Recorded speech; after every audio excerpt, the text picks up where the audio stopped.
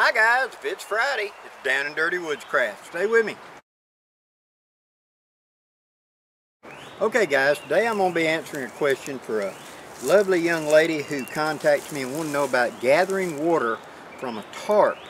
So that whenever you're out camping, hiking, water, and it's going to rain, how about using this free resource of gathering water? Okay, let me tell you what I understand in my little tips and tricks. One, just because it falls from the sky doesn't mean it's clean. If there's a lot of pollution in the air, that will be present in the water. Probably not to a bad degree, but if you're near some big industrial complex and you're smelling a lot of factory smoke, bear that in mind. Two, time of the year for pollen and stuff like that. Right now, pine trees in my south, if you bump them, it's a yellow cloud. They're just everywhere, so the air is going to be saturated with that. And so when the rain first gets there, it's got to get all that out of the air.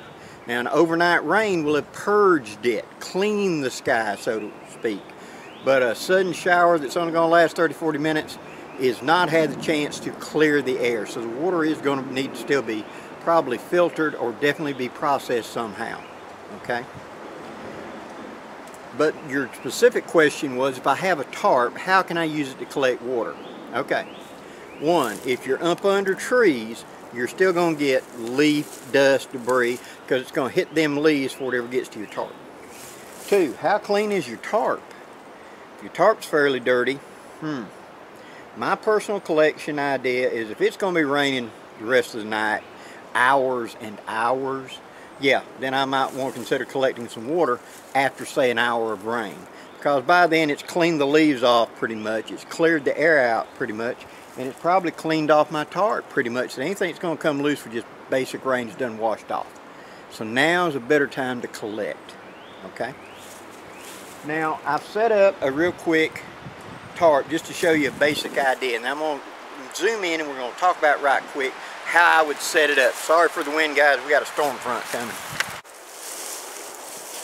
Okay. I've got my tarp set up. I want to be on land that the water is going to drain away from me. Now for this demonstration I'm in a bad place. I'm showing you what not to do. Rain gets here, it's going to run underneath. Now if I'm going to be in a hammock or something where being on the ground is not a factor, no big deal.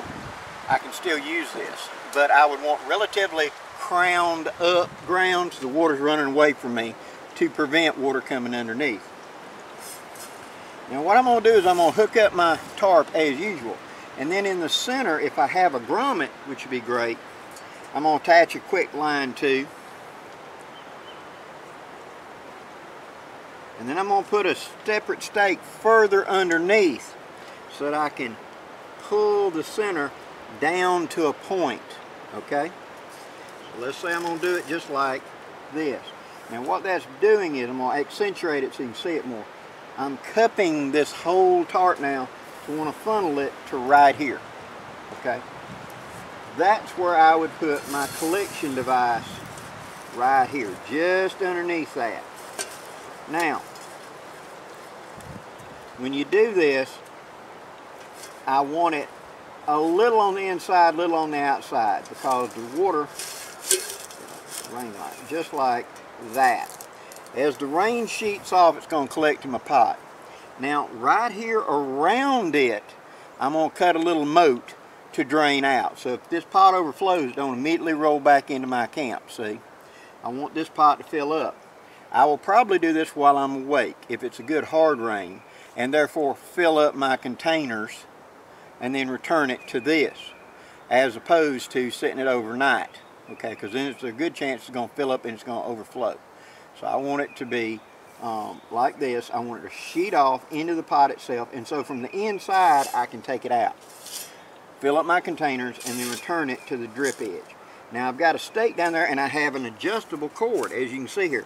That way I can pull it down to get the rain, and I can let it off when I'm done filling up without having to come out and reconfigure anything. See, I'll use a line going underneath the stake where I can just simply pull it down and have water collection, and let go and not have water collection very quick, because I'm going to fill up my containers, and usually in a pretty good rain I can fill up several quarts in a matter of just a few minutes. You know, at a good heavy rain I can fill it up in 10 minutes or less. At slow rain, maybe 30-40 minutes, but I'm going to get enough to fill up that pot and fill up my containers. That's a 2-quart pot, so that's 2 canteens right there. So that's the way I do it. Number one, if I'm underneath trees and leaves, let it rain a while to clean it off. 2, how clean is my tarp? 3, add another stake further up under the edge with a pull string and my collection pot where I can organize it and put it in the best place.